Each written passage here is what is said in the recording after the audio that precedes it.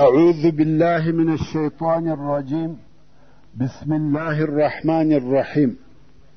إن الحمد لله نحمده ونستعينه ونستغفره ونعوذ بالله من شرور أنفسنا وسيئات أعمالنا. من يهده الله فلا مضل له ومن يضلل فلا هادي له، وأشهد أن لا إله إلا الله وحده لا شريك له، وأشهد أن محمدا عبده ورسوله صلى الله عليه وآله وسلم تسليما كثيرا. أما بعد، د سرور کائنات صلی الله علیه و آله وسلم ژوند. محترم ورونو، زموږ قصه دې ځای ته را رسېدلې وه. نو سعد ابن ابي وقاص رضی الله تعالی عنه د کفارو څخه یو سړی داسې وواهه چې وینې یې ور وبهولې، او دا هغه اولې وینې دي چې په اسلام کې بهول سوي دي. او دا معلومه خبره ده که دا جنګونه اوږده سوي او تکرار سوي وای، د مسلمانانو د بربادۍ او هلاکت سبب ګرځېده. نو د عقل او حکمت کار دا و چې دغسې ټولنې په پټه او سري ډول سره وسي. اکثره اصحاب کرامو خپل اسلام پټاوه، عبادت، دعوت او ټولنې یې په پټه کولې، مګر رسول الله صلی الله علیه و آله وسلم په ښکاره سره دعوت کاوه. خپل عبادت یې د مشرکانو په حضور او د هغو په مابین کې کاوه. هیڅ چا او هیڅ شي د دې کاره څخه نسوای منع کولی، فقط د مسلمانانو سره یو ځای کېده او ټولنه په پټه وه. دا هم د دوی او د اسلام د مصلحت دپاره. نو د ارقم ابن ابي الارقم کور چې د صفا پر غونډۍ و او د مشرکانو د سترګو او د مجلس د ځایه څخه ګوښه او نهام و. رسول الله صلی الله علیه و آله وسلم دغه کور د دعوت مرکز او د مسلمانانو د اجتماع، تعلیم او ټولنو ځای ګرځولی و. ارقم ابن ابي الارقم چې نوم یې عبدمناف ابن اسد دی او قریش دی، لسم نفر دی چې مسلمان سوی دی. ورونو، و مسلمانانو ته عذابونه او ازارونه ورکول د بعثت د څلرم کال په مابین یا په آخر کې شروع سوه. خو په شروع کې دا عذابونه سپک او خفیف وه، مګر ورځ په ورځ او میاشت په میاشت سختېده او زیاتېده، تر څو چې د بعثت د پنځم کال په نیمایي کې دونه ډېر شدید او ډېر سخت سوه چې تر تحمل او زغملو ووته. مسلمانان دې ته مجبوره سوه چې یوه داسې حیله وسنجوي چې د دغه دردناکه عذابو څخه خلاص سي.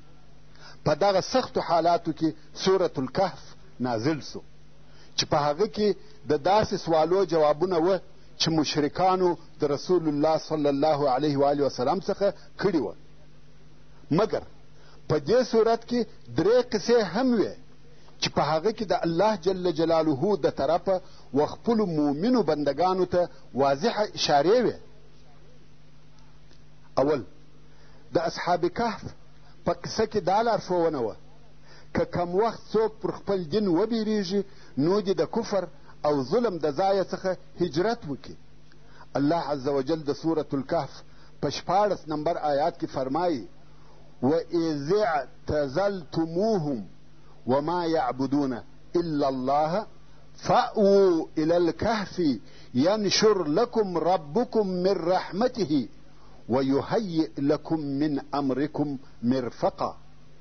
یعنی کله چې تاسې د دغه مشرکانو څخه او د هغو د بوتانو څخه چې دوی یې عبادت کوي ګوښه او پر یوه طرف سواست، نو تاسې په هغه غار کې ځای ونیسئ.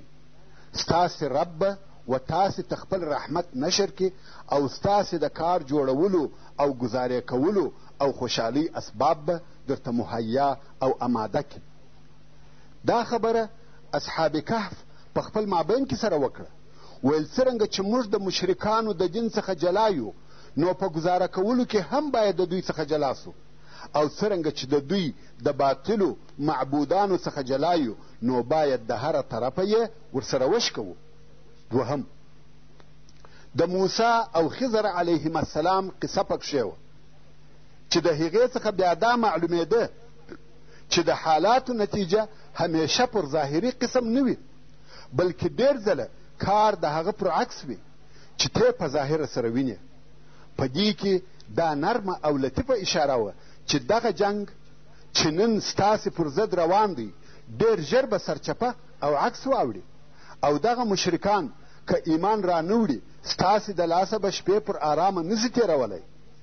درېیم، د ذوالقرنین د قصې نتیجه دا وه چې مځکه د الله جل جلاله ده، حاکمیت او خلافت یې هغه چاته ورکوي چې د ده جل جلاله خوښه وي، او کامیابي د ایمان په لار کې ده نه د کفر. او د مځکې د خلافت هغه څوک حقداره دی چې د الله جل جلاله صالحه بندگان وي. او بیا سورة الزمر نازل سو چې په هغه کې و هجرت ته اشاره وه. الله عز وجل د سورة الزمر په 10 نمبر آیات کې فرمایي للذین احسنوا فی هذه الدنیا حسنه وارض الله واسعه انما یوفى الصابرون اجرهم بغیر حساب. یعنی هو هغه کسانو ته چې په دې دنیا کې یې په طاعت سره نیکي کړې ده په آخرت کې نیکي سته چې جنت او د الله جل جلاله رضا ده، او د الله جل جلاله مځکه پراخه ده، او بېشکه چې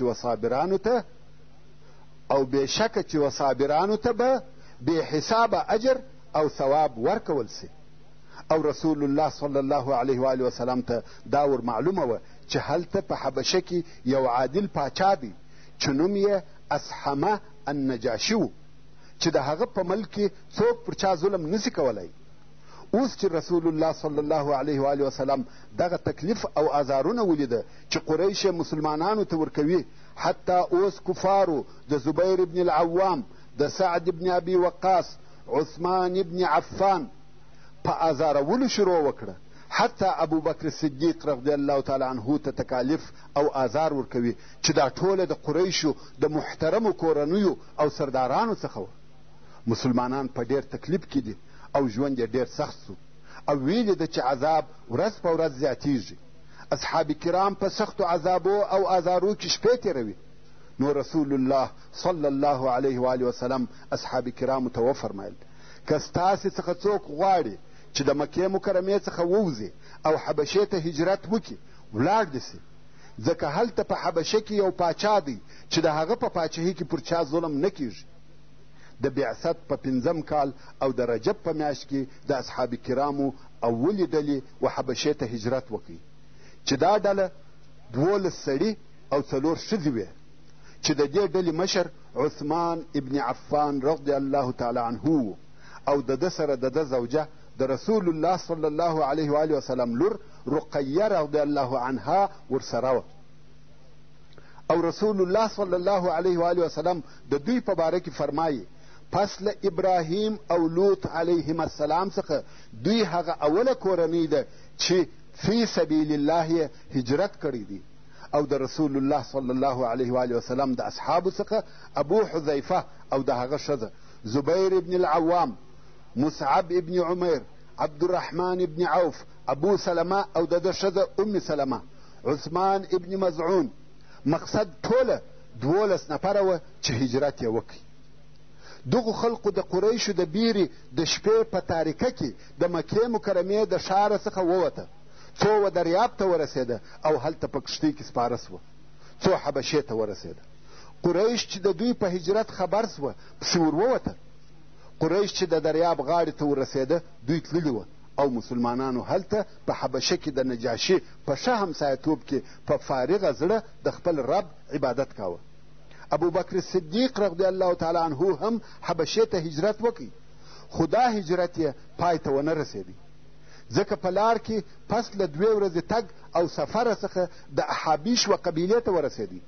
دا قبیله د حبشانو قبیله وه چې اصلا دغه خلق عرب نه وه، دا هغه خلق وه چې اصلا دوی حبشان او په جزیرة العرب کې مریان وه، او بیا د وخت په تېرېدو سره آزاد سوي وه. او یوه حصه یې د حبشې څخه راغلې وه. دا ټوله په یوه ځای کې سره راټول سوي وه او ځان ته یې خاص کلی او منطقه جوړه کړې وه او قبیلة الاحابیش ورته ویل کېده، یعنی د حبشانو قبیله. لو او قوي قبیله وه. د دې قبیلې مشر او رئیس یو نفر و چې ابن دغنه ورته ویل کېده. ابن دغنه چې ابوبکر صدیق رضی الله تعالی عنه ولیدی، ویل د خیره یا ابابکر؟ ده ویل حبشې ته ځم. ابن دغنه ویل ولې او د څه شي دپاره؟ ابوبکر صدیق رضی الله تعالی عنه ویل هجرت کوم، قوم آزار او تکلیف راکوي. ابن دغنه ویل یا ستا په مثل سړی باید هجرت ته نسی مجبوره. ته د خپل قوم د سردارانو څخه یې، ته پر خپل قوم مهربانه یې، غریبانو ته ډوډۍ ورکوې، د ضعیفه کومک کوې، د میلمه عزت کوې. دوی څنګه تا ته تکلیف او آزار درکوي؟ ته باید هجرت ونه کړې.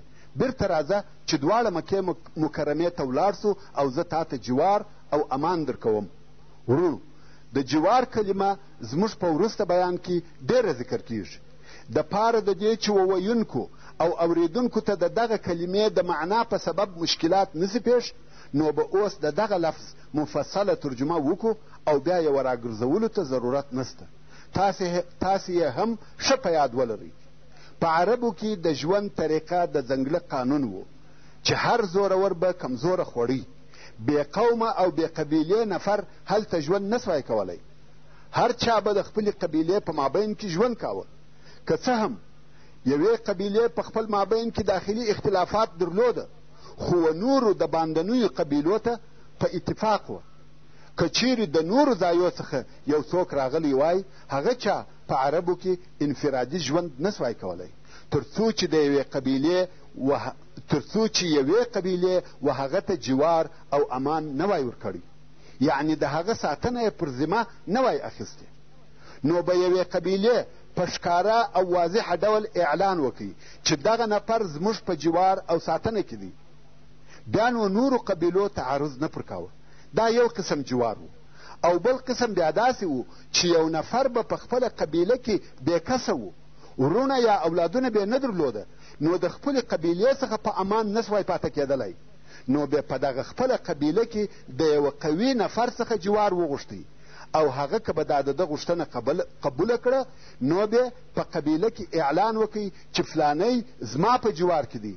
بیا به پر دغه ضعیفه سړي چا تجاوز نه کاوه، ځکه داسې به وګرځېدی لکه د هغه قوي سړي د کورنۍ غړي.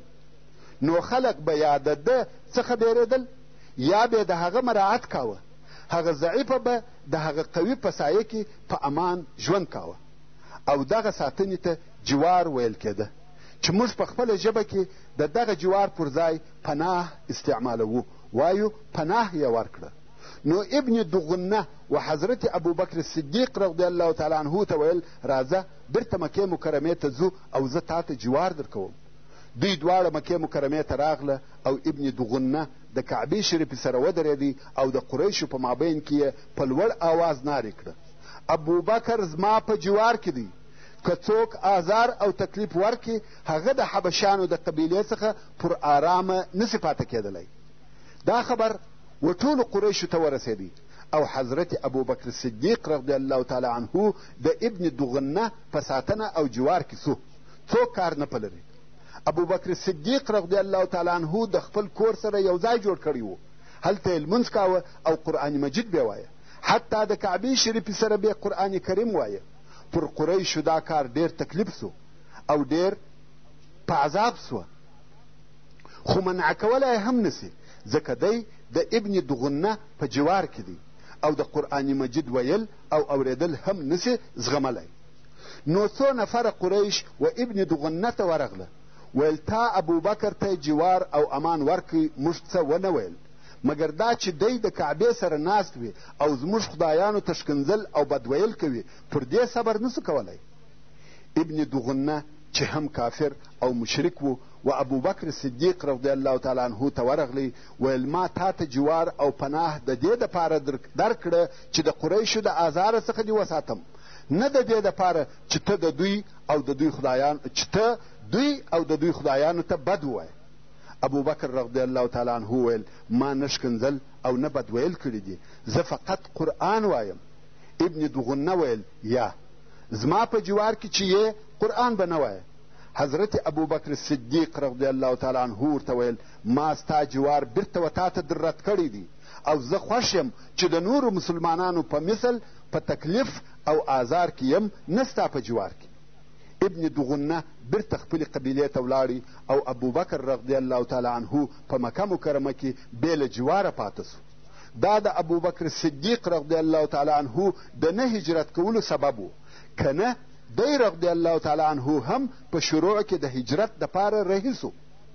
په دغه وختو کې چې رسول الله صلی الله علیه و وسلم او د ده و اصحابو ته تکلیف او آزار ورکول کېدی، نو د مسلمانانو هجرت و حبشې ته زیاتېدی. د مسلمانانو ډېر نفر و حبشې ته تله او د نجاشي په پاچهي کې یې ژوند کاوه، تر څو چې دغه کوچنۍ واقعه پیښه سوه او په حبشه کې یې د مهاجرینو پر ژوند تاثیر وکړي.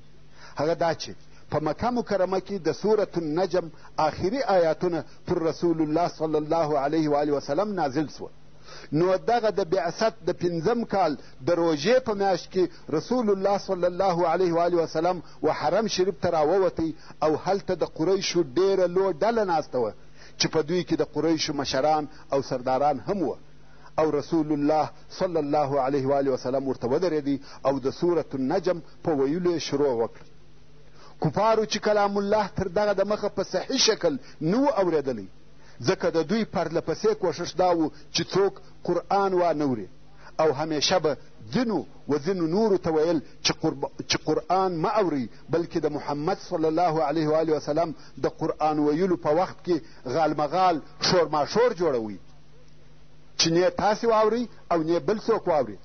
لکه څرنګه چې الله عز وجل د سورة حامیم السجده یا فصلت په 26 نمبر آیات کې فرمایي وقال الذين كفروا لا تسمعوا لهذا القرآن والغوا فيه لعلكم تغلبون. یعنی هغه کسان چې کافران سوي دي وایي کم وخت چې محمد قرآن وایي غوږ مور ته نیسئ او غالمغال شورماشور جوړوي، ښایي چې په دغه طریقه تاسې پر محمد صلی الله علیه و وسلم غالبه سئ.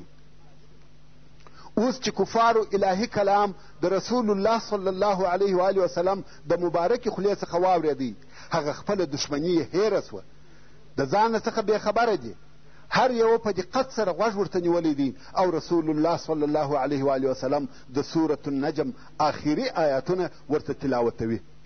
أعوذ بالله من الشيطان الرجيم بسم الله الرحمن الرحيم وأنه هو أضحك وأبكى وأنه هو أمات وأحيا وأنه خلق الزوجين الذكر والأنثى من نطفة إذا تمنى وأن عليه النشأة الأخرى وأنه هو أغنى وأقنى وأنه هو رب الشعرى.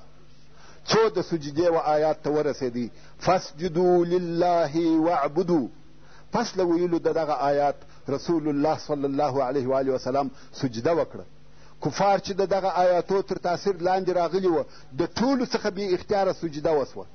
کفار د دغه آیاتو د عظمت او بلاغت تر تاثیر لاندې سوه، حق او بلیغ کلام الله یې واورېدی.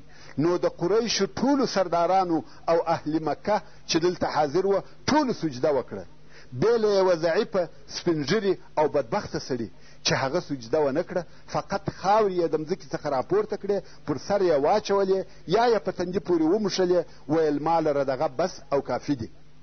مګر د قریشو سردارانو سجده وکړه.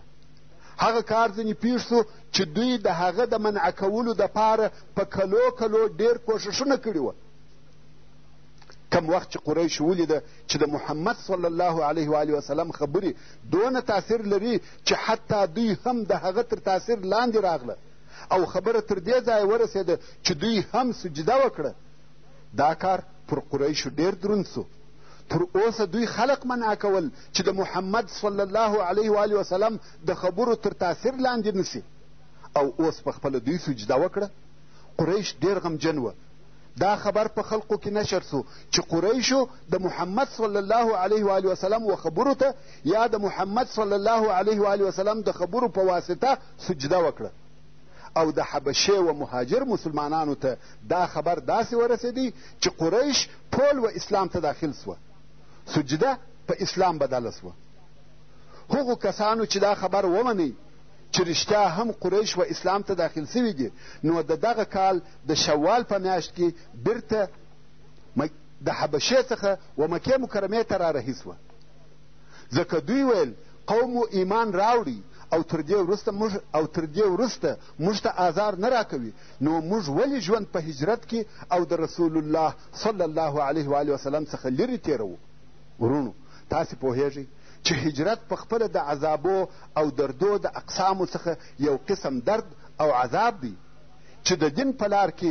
دغو مهاجرینو قبول کړی و اسلامي هجرت د آزارو څخه تیښته او د راحت طلبول نه دی بلکې یو تکلیف په بل تکلیف سره بدلیږي تر څو چې د الله عز وجل د طرفه نصر او بری راځي او ته پوهیږې چې په هغه وخت کې مکه مکرمه هم دارالاسلام یا اسلامي ملک نه و چې یو څوک ووایي چې اصحاب کرامو څنګه دارالاسلام پرېښاوه او د خپلو ارواحو د ساتنې دپاره د کفر ملک ته ولاړه په هغه وخت کې مکه مکرمه او حبشه او نور ملکونه ټول سره یو شی او د کفر ملکونه وه او په دغه ملکو کې چې په هر یوه کې د اصحابو کرامو د دین او دعوت دپاره اسانتیا وه هغه د دوی د استوګنې ډېر وړ او لایق و او دا چې څوک د یوه اسلامي ملک څخه و بل اسلامي ملک ته هجرت کوي په هغه کې درې حکمه دي د یوه اسلامي ملک څخه و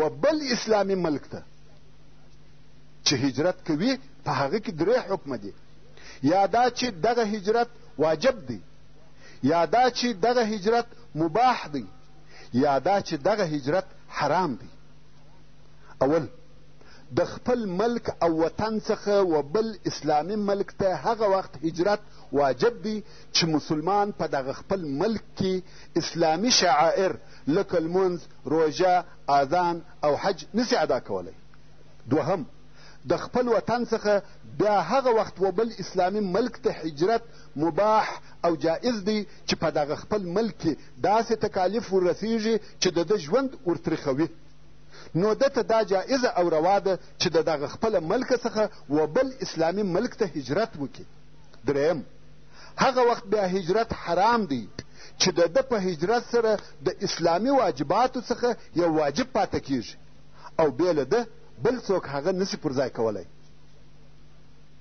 دا د هجرت په متعلق یو څه حکم و بیرته خپلې قصې ته راګرځم نو مهاجر اصحاب کرام د دې خبر په اورېدلو چې ټول قریش و اسلام ته داخل سوه د حبشې څخه د مکې مکرمې پر طرف رارهي سوه کم وخت چې مکې مکرمې ته دونه نږدې سوه چې د یوه یا دوه ساعتو لار پاته وه دوی ته د هغه خبر واقعات ور معلوم سو او پوه سوه چې هغه د آیاتو د عظمت تاثیر و چې قریشو سجده وکړه په حقیقت کې نه قریشو ایمان راوړی دی او نه مسلمانان سوي دي نو څوک بیرته د هغه ځای څخه و حبشې ته وګرځېده او ځینې یې په پټه یا د قریشو څخه د یو چا په جوار کې و مکې مکرمې ته داخل سوه او دلته په مکه مکرمه کې پر دغه راغلو کسانو او عامو مسلمانانو عذابونه او آزارونه نور هم زیات سوه قریشو ته دې خبر ډېر زور ورکړی و چې مسلمانان د نجاشي په همسایتوب کې آرام